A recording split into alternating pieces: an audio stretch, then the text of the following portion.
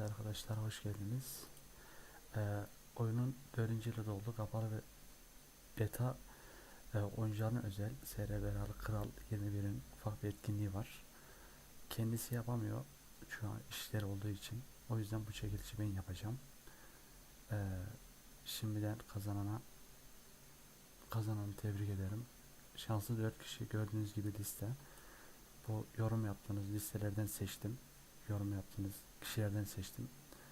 Yani burada bir değişik fazla bir isim yok. Bugün sayfada değişik bir şeye rastladım. Bir kişi çekiliş yapıyorum diyor. Ama farklı isim kullanarak kendi çarını gösteriyor orada. Yani bizde öyle bir şey yok, görüyorsunuz. Kazanan kişi alacak yani. Şimdi görüyorsunuz yorumlarda farklı bir isim yok. Buradaki isimlerle oradan yorumlara bakabilirsiniz.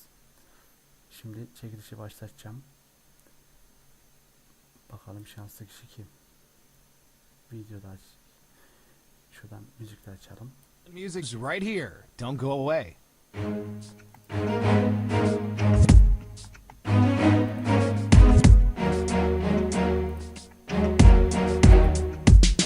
Yo, this is the copper stopper, rootin' tootin', shootin' cannibal. Go get busy.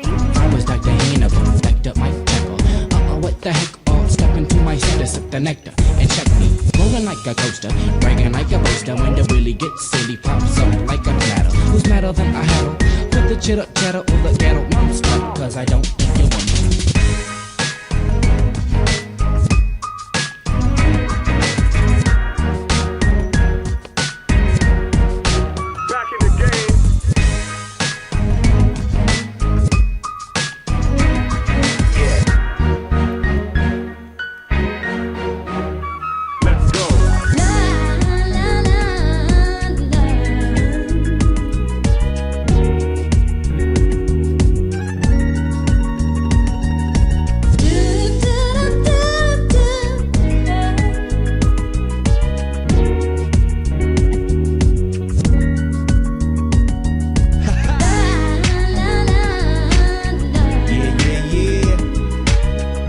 More bells than the hunchman, swinging 25 inches on my bowstring. Yes. Okay, speaking in tongues that you can't comprehend, but we can be friends to the end. You got it, baby. It's the copper stopper, rootin' tootin', shootin' cannibal. Go get busy. I was Dr. Hannibal, backed up my temple. What the heck? Oh, step into my center, sip the nectar, and check me. Rolling like a coaster, bragging like a boaster. When the really gets silly, pops up like a platter. Who's better than I had 'em? Put the cheddar or the ghetto. I'm stuck, cause I don't think you want me.